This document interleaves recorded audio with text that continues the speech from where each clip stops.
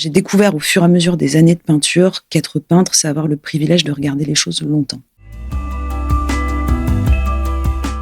Bienvenue sur La Traversée Sonore qui vous fait découvrir les artistes de l'exposition Dialogie, de l'éclaircie à l'horizon, qui recouvre actuellement une partie du premier étage de la traverse à Vannes. Dans ce troisième épisode, nous allons à la rencontre de l'artiste Rouge. Je m'appelle Rouge Artelet, je suis artiste plasticienne essentiellement peintre. J'ai une pratique depuis à peu près une dizaine d'années, je pense maintenant. Je vis et je travaille à Bordeaux, j'ai un atelier et je vis et je travaille aussi un peu partout en France au gré fresques, des projets, des résidences. J'ai choisi mon nom d'artiste parce que j'avais déjà une pratique de rue, beaucoup d'interventions politiques dans l'espace public, et puis j'ai commencé à rencontrer une scène d'artistes, d'art urbain et à découvrir toute cette culture du blaze et est venue se poser la question du fait que moi je ne signais pas et que ça m'arrivait de faire des collabs avec des gens qui signaient, donc le fait de trouver un nom s'est imposé et j'étais très influencée à l'époque par le travail de Chris Marker et notamment par le film Le fond de l'air est rouge, qui est une sorte de montage de found footage et de documents de toutes les insurrections des années 60-70. Et du coup, je me suis sentie, j'ai eu envie de porter cet héritage-là un peu insurrectionnel et la question de l'espace public qui est très présente dans ce film. Et c'est un nom dans lequel je suis toujours à l'aise aujourd'hui. J'ai eu de la chance de bien le choisir et qu'il ait presque ce potentiel de prénom pour moi. Alors, j'ai été influencée un peu par deux écoles distinctes. Je suis passée par les beaux-arts, donc j'ai une culture quand même art contemporain assez marquée, où j'ai été fascinée par des artistes performeurs et vidéastes, voilà, notamment tout le travail de Bill Viola, de Francis Alice, et par les performances féministes aussi. Donc j'ai beaucoup apprécié le travail de Vali Export, de Martha Rosler. Enfin voilà, j'avais ce rapport, cette fascination pour les artistes vidéastes et performeurs de l'espace public. Et à côté de ça, j'ai découvert un goût pour la peinture et le dessin. Et donc, je me suis nourrie beaucoup des peintres contemporains, et notamment de la scène urbaine. Bien sûr, ça a commencé par un choc esthétique avec Ernest Pignon-Ernest. Je pense que ça a été la première vraie fascination esthétique. Mais voilà, aujourd'hui, les artistes qui m'influencent sont des artistes vivants de notre scène, en fait. Et aujourd'hui, comment je définis ma pratique ? Alors, je suis quand même essentiellement peintre. C'est une peinture qui est toujours issue d'une enquête de territoire, d'un temps performatif, d'une expérience ou d'une rencontre, souvent d'une mise en scène avec des communautés ou un lieu. Et ce qui en résulte, c'est une peinture que moi, j'aime qualifier de... Parfois, les gens disent post-impressionniste, ou moi, je dis que c'est une sorte de réalisme distrait, voilà, mais où j'essaye d'avoir un équilibre entre de la figuration et une générosité picturale de matière. Voilà. Et c'est une recherche en cours. Mais en peinture, ce que je recherche, c'est un peu... J'essaye d'avoir une... Je dis que j'essaye d'être une peintre bête, c'est-à-dire que j'essaye de regarder l'image et de me dire, OK, la vraie question, c'est la bonne couleur à peu près au bon endroit. Voilà, c'est ça qui m'occupe. C'est pas tellement le squelette du dessin, ou c'est vraiment, oui, effectivement, l'impression, la sensation. Ce que j'essaye d'atteindre, c'est l'atmosphère juste, ce qui, je trouvais, vraiment le grand défi de la peinture. Et voilà, et j'essaye d'être aussi approximative avec ma peinture que mon œil l'est avec le réel. Alors, ça fait quelques années maintenant que, effectivement, je m'intéresse à la question de la tension temporelle en peinture. Je pense que ça vient de deux endroits différents. La première est que je suis quand même, du coup, issue de la vidéo, et que ce qui m'a intéressée très tôt dans la peinture, c'est de considérer que c'était comme une sorte d'arrêt sur image d'une histoire en cours dont on ne sente pas la résolution exacte. Donc ça m'a beaucoup intéressée, le fait d'isoler des sortes de paroxysme narratif comme ça dans des scènes vidéo. Et donc, j'avais toujours envie qu'on ait cette tension temporelle. On sait qu'il y a eu un avant, il y aura un après, et on est comme ça à l'instant de crête où tout n'est pas résolu.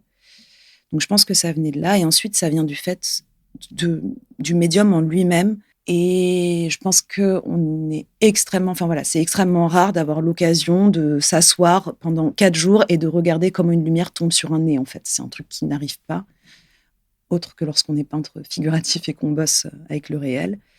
Et voilà, et à force de cette pratique, j'ai découvert que le réel me dépassait toujours, que plus j'y consacrais de temps, et plus il amenait une richesse et une exactitude que je trouvais folle. Et donc, j'ai commencé à m'intéresser à cette question de la lenteur. Et voilà, la peinture, il se trouve que non seulement c'est une image qui se fabrique en regardant longtemps, mais c'est une image qui se fabrique avec une matérialité assez patiente, notamment parce que je peins beaucoup à l'huile, donc c'est un process. Et je crois, moi, c'est ma conviction, que ce qu'on produit en peinture, ce sont des images auxquelles il faut assister longtemps. Mais il y a cette idée que si on passe suffisamment de temps devant un tableau, la peinture va finir par se lever, nous englober. Voilà. C'est pas une image qui se consomme rapidement, c'est une image, pour moi, la peinture qui doit être disponible à la rencontre. Et en fait, rencontrer quelqu'un, ça prend du temps. Et une peinture, c'est pareil. Donc j'ai commencé à m'intéresser à ça, à ces questions de comment est-ce qu'on peut faire en sorte qu'on soit en présence de ce qu'on peint et en présence de la peinture comme résultat. Pour moi, chaque travail part d'une intuition qui révèle son sens au fur et à mesure que je la fabrique. Donc c'est presque que de la question en fait, en continu pendant le travail de création.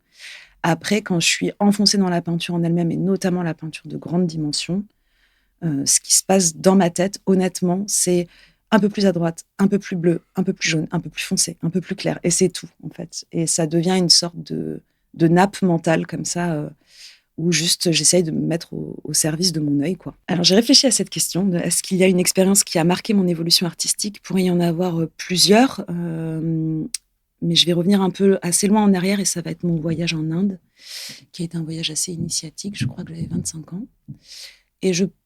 Mais jusque-là, j'avais une pratique qui était plutôt une pratique du dessin, du fusain, du lavis, des choses un peu en noir et blanc, et puis des personnages, des scènes très narratives, isolées, comme ça, des trucs où je cherchais des symboles, des gestes très... voilà. Et puis, en fait, je suis arrivée en Inde et le chaos total de la couleur, de la superposition, de voilà, cette espèce de truc qui sature tous les sens disponibles, ça m'a... En fait, je me suis sentie très en paix dans ce chaos. Et j'ai commencé, je pense que c'est ce qui a libéré la couleur dans mon travail et ce qui a libéré aussi le droit d'être extrêmement bavarde et d'avoir des compositions qui sont comme ça très... voilà, d'arrêter de chercher en fait quelque chose de minimal et d'oser être dans des champs hyper composés et hyper colorés, quoi. Tout d'un coup, tu prends une impression dans la gueule quand tu es en Inde où tu fais OK, là il se passe un truc, qui a un autre langage qui s'adresse à d'autres capteurs en moi. Et en fait, c'est un langage qui est tout aussi légitime et qui est tout aussi dense. Et voilà, je pense que ça a fait basculer un peu mon complexe de devoir raconter avant de faire. Finalement, je me dis, bon, en fait, tu as le droit de faire, et puis tu as le droit de faire des trucs qui sont genre hyper denses, et c'est OK, en fait. Lorsqu'on m'a présenté la ligne directrice et le commissariat de l'expo, j'étais pas étrangère à la pensée d'Edgar Morin. C'était déjà quelqu'un que j'avais lu, beaucoup écouté, plus que lu d'ailleurs. Et j'étais déjà assez sensible à notamment ce que sa pensée avait pu créer en politique. Et de manière générale, ce que la peinture me révèle et ce que ma pensée philosophique aussi induit, c'est que la complexité du réel, c'est quelque chose d'irréductible. Donc, en soi, la pensée d'Edgar Morin, elle était déjà... Enfin, voilà, c'était quelque chose... J'en suis pas une spécialiste, mais c'était pas non plus étranger. Donc, je me suis dit, super, c'est l'occasion d'explorer plein de choses. Et ce qui m'intéresse beaucoup dans la pensée d'Edgar Morin, c'est la coexistence d'une multiplicité de points de vue et l'idée que toute cette multiplicité-là fabrique non pas une synthèse, mais une sorte d'hologramme. Et que le réel est là. Le réel est dans le croisement de tous nos biais et de tous nos points de vue, et que ce n'est pas « j'ai raison » ou « tu as raison », mais quelque part « j'ai raison » et « tu as raison ». Et la complexité de cet ensemble-là qui n'est pas synthétisable, c'est le réel. Et je me suis dit, OK, donc en fait, il s'agit de faire système, quoi. Il s'agit de réussir à faire système. Comment? Autour de quoi? Autour de quel sujet? Et au départ, j'étais habitée par... j'étais habitée déjà par la question du paysage. Forcément, je pense qu'on est dans le golfe du Morbihan, il y a ça qui travaille.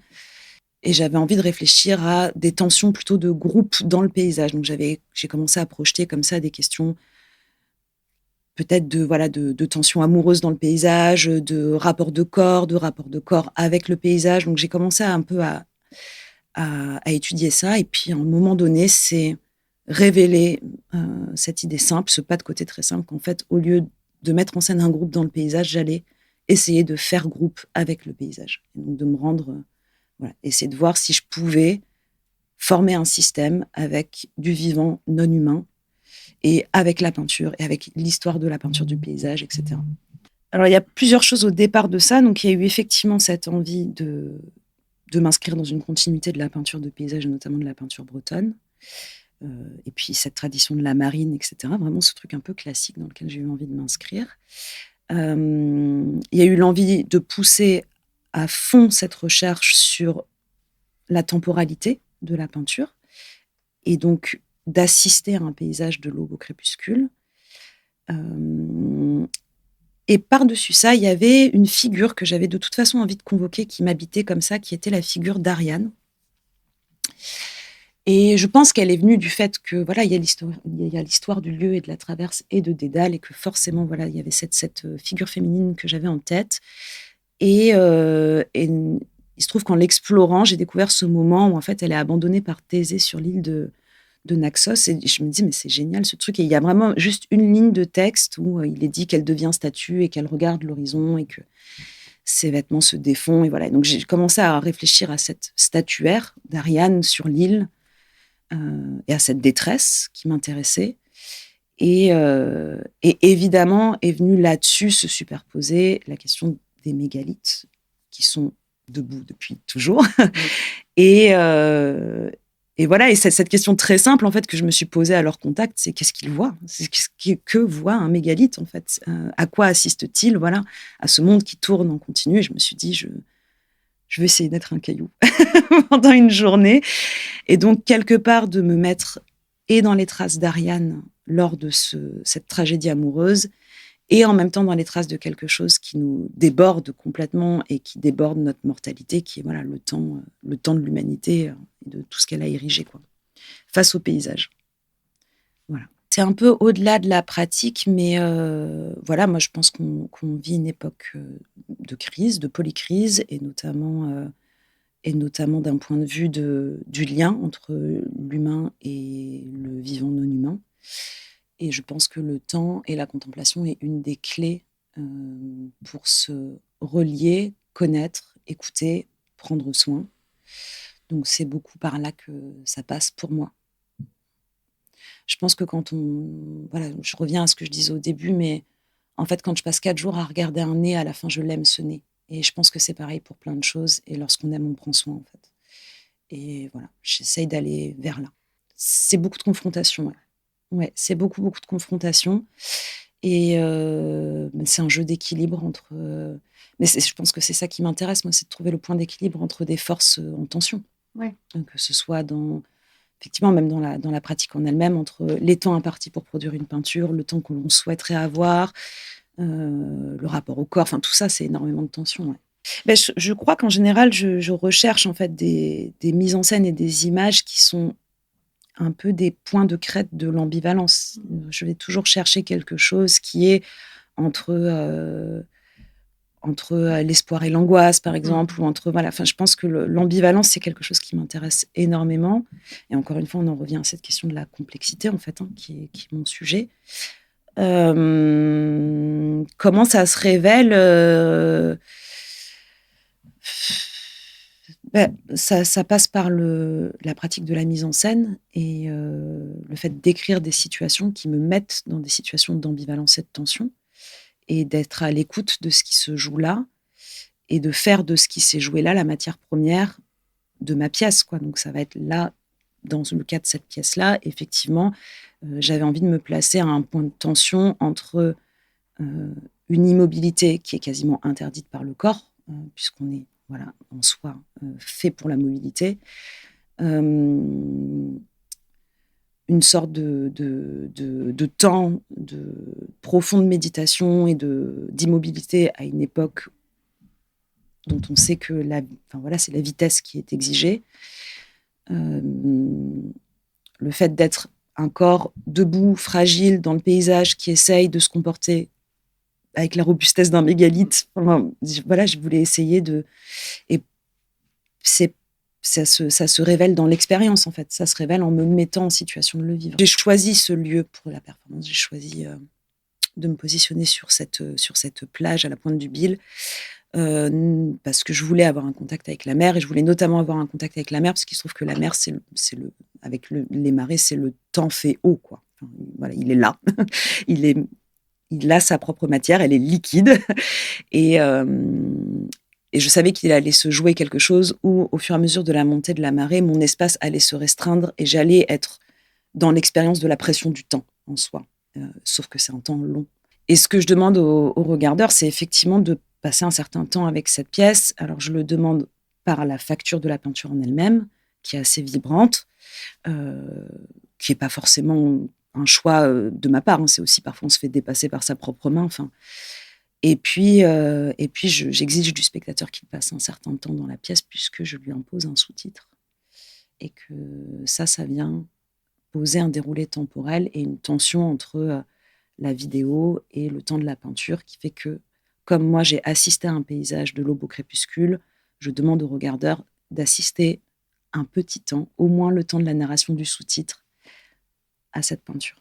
Peut-être que le plus simple pour parler de tout ça, c'est de revenir au process, c'est-à-dire que le point de départ, c'était donc de me dire, je veux expérimenter un paysage et voir si le fait de m'être liée affectivement, si le fait d'avoir passé une journée entière dans ce paysage allait me permettre d'avoir un lien affectif autre, et comment est-ce que ça allait se traduire en peinture.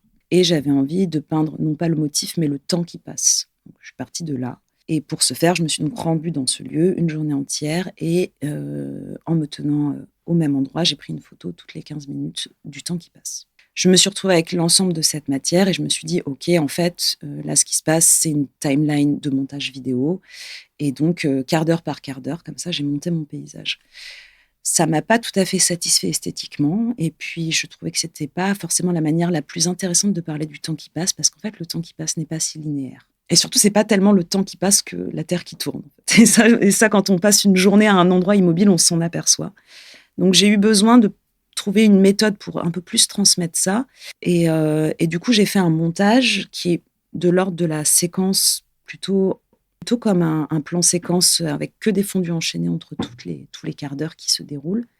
Et j'ai choisi de garder quelques endroits de coupe nette, parce que parfois, il y a des choses assez spectaculaires qui se sont présentées, un nuage qui passe, un changement d'ambiance, une tempête qui se lève, enfin voilà, et que j'avais quand même envie d'isoler ces moments, parce que je crois que le temps, c'est ça, c'est quelque chose d'assez fluide, avec des punctum à des moments comme ça, des sortes d'apax, des moments qui vont plus représenter, et il faut les saisir. Et donc voilà, j'ai travaillé comme ça, et il se trouve que, comme dans des fondus sur une timeline, où j'ai eu envie de préserver parfois aussi l'honnêteté de dire, voilà, le numérique est aussi rentré en compte là-dedans. Et donc, parfois, dans la fabrique de l'image, il y a des choses qui se superposent un peu mal et qui vibrent.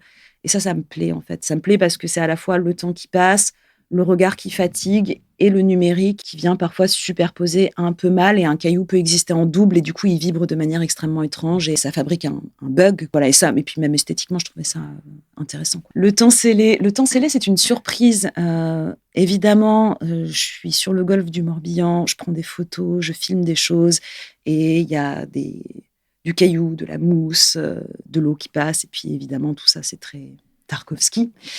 Et voilà. Et là, je découvre qu'effectivement, Tarkovsky a rédigé un livre qui s'appelle Le temps scellé, et qui est son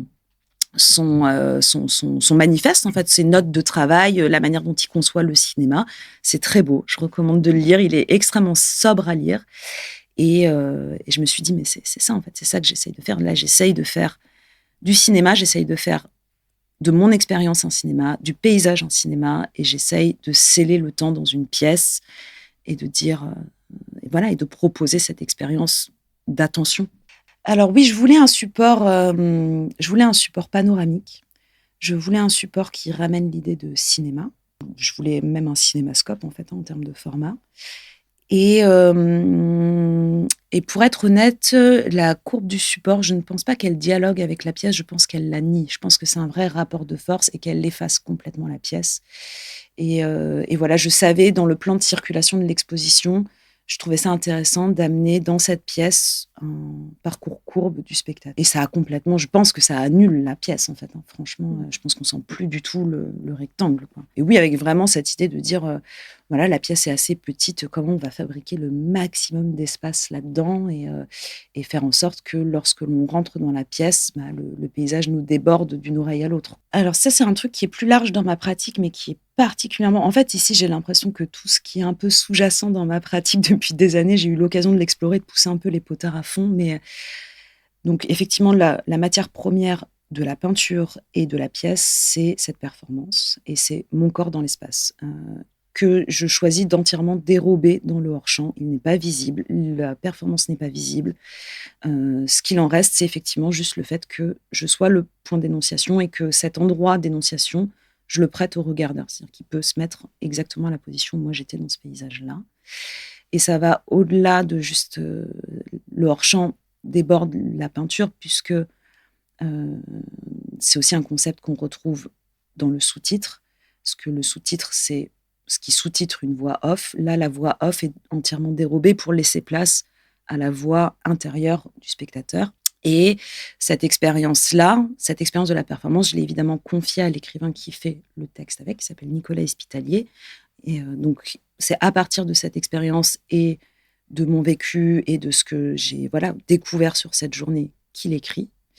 Et c'est aussi à partir de cette expérience que je décide de collaborer avec Claire Carré, qui est une artiste céramiste de La Traverse. Et c'est pareil, c'est retiré en hors-champ. Ce qui reste, c'est les traductions de cette expérience matière première, mais elle est entièrement dérobée.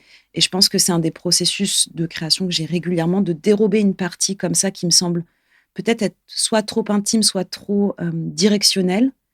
Et il me semble que ça permet de faire de la place, quoi. Alors, c'est une peinture qui fait quand même 10 mètres de long, c'est vrai. En soi, on y est plutôt habitué en tant que muraliste, mais pas avec cette facture. Là, j'avais vraiment envie de pousser quelque chose qui était de l'ordre de la facture d'atelier. J'ai eu que des doutes, et je suis encore dedans. Premièrement, je ne suis pas une peintre de paysage du tout. Voilà, en tout cas pas avec cette attention-là. Je ne savais pas du tout comment j'allais résoudre cette image. Les matières sont...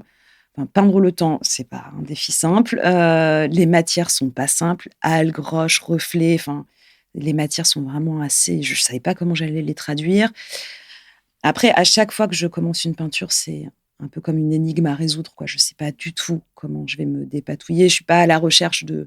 Enfin, je n'ai pas un style ou un truc que je reproduis. C'est vraiment chaque image m'impose sa propre résolution. Donc, je la cherche. Donc là, c'est une recherche qui est exigeante et un peu... Ouais, qui fait peur, quoi. Enfin, franchement, je ne savais pas comment peindre ce ciel, comment gérer les ruptures temporelles. Enfin... Voilà, donc je suis encore dedans. Les choses commencent à se poser là, à se révéler, et je commence à sentir les lignes de force qui organisent le regard, etc. Mais tout ça, c'est un peu des découvertes délicates qui se font au fur et à mesure, et ouais, je ne suis pas encore rassurée du tout. Alors, la bascule de l'œuvre se fait dans le hors-champ de l'œuvre, puisqu'elle se fait avec cette rencontre avec Claire Carré. Et le moment où on décide ensemble de faire cette sculpture, de faire une petite sculpture qui sera donc accroché sur le mur en face, tout se révèle en fait. Tout commence à tenir debout. Parce que ce qui me manquait, alors il y avait cette figure, cette tragédie d'Ariane présente dans le texte. On ne sait pas encore exactement à quel dosage, mais c'était là. Il y avait cette expérience présente dans le texte, mais il y avait quelque chose qui me manquait.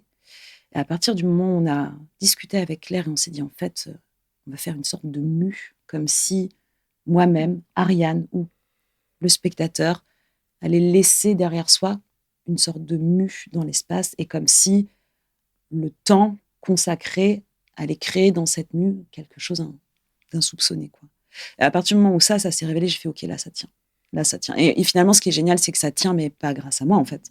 C'est que c'est aussi le parti pris dialogique de cette pièce, c'est de dire voilà, moi je fais la peinture, c'est un truc auquel je me suis beaucoup consacrée. J'ai consacré une journée entière au fait de juste réceptionner le paysage pour être en capacité de fournir cette peinture-là. Et en fait, ce travail-là, je le délègue, j'en délègue le rapport de force à un écrivain, sans doute un compositeur, une céramiste.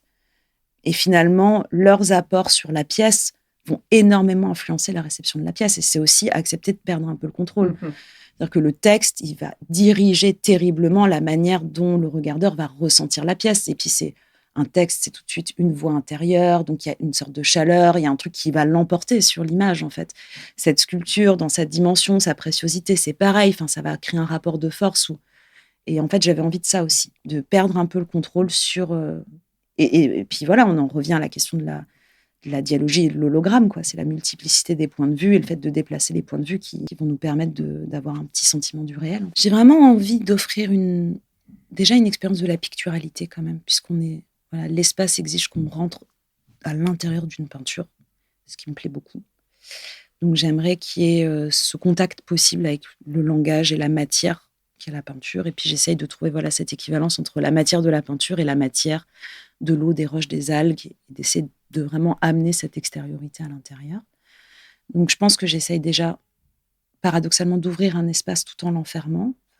J'essaye d'amener une décélération. Après, le reste m'appartient assez peu, quoi. C'est quand même... voilà. Je ne vais pas dire qu'on peut y piocher ce qu'on veut, c'est faux. Enfin, je trouve que c'est un peu de la paresse de dire ça. On dirige le regardeur. Enfin, si je peins une chaise, je ne peux pas dire tu peux y voir un pot de fleurs, c'est faux, quoi. Là, il y a un endroit où quand même, il y a des décisions qui sont prises et il y a des directions qui sont prises. Après, comme un film, en fait. On assiste à une histoire, le sens qu'on s'en fait... il m'appartient pas tout à fait. J'espère qu'il y aura un lien comme ça, qu'il y aura une forme pour le regardeur ou la regardeuse de tension dedans-dehors qui va s'opérer. Intériorité, voilà. J'espère. Je pense que le dispositif cinéma, il va être quand même assez explicite. Il y a une forme de mélancolie aussi dans la pièce. Je pense que j'ai aussi envie qu'on autorise ça. De toute façon, je trouve que la frontière entre le calme et la mélancolie est assez mince. Donc, en même temps, quand on propose des expériences comme ça de décélération, c'est aussi un des risques d'être sur une membrane très fine avec la mélancolie, mais il faut aussi des espaces pour. En gros, il y a pas mal de choses dans cette pièce qui sont très contenues et il y a beaucoup de tensions, beaucoup d'expériences, beaucoup d'intimes, beaucoup de choses qui sont très contenues, très scellées. L'écho que ça va trouver, ça m'appartient pas, mais je sais que j'y ai mis beaucoup. Je vais être parfaitement honnête, je suis pas sûre de l'avoir tant fait pour le public que ça, cette peinture. Je crois que j'avais quelque chose à dire moi-même et que j'ai essayé de le dire de la manière la plus généreuse possible pour qu'il y ait quelque chose à en emporter. Mais franchement, je l'ai fait pour moi, je crois. Donc je sais pas, ce que je souhaite que le public en emporte un sens de si j'arrive à transmettre le fait que le réel c'est un truc de malade et qui mérite qu'on le regarde longtemps, c'est déjà beau. Ce qui s'est révélé à moi en tant que peintre, la peinture, c'est de la matière sur une surface. Et ce qui est génial, c'est que la même matière forge un arbre, une eau, un visage. Et je pense, et il n'y a pas de contour. En peinture, il n'y a pas de contour, il y a tout qui bave, tout qui déborde. Et il n'y a rien qui est juste ou faux, c'est juste, est-ce que c'est au bon endroit ou est-ce que c'est au...